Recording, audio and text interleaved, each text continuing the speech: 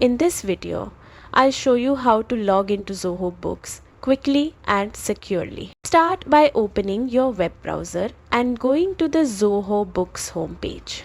Make sure to use the correct regional URL for your location like bookszoho.com to avoid login issues.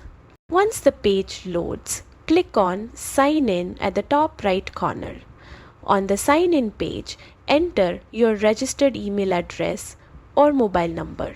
Double check this information to avoid login errors. Next, enter your password. If you've enabled OTP one-time password for added security, request the OTP and enter the code sent to your email or mobile number. For even stronger protection, consider enabling two-factor authentication. After entering your credentials or OTP, click Sign In.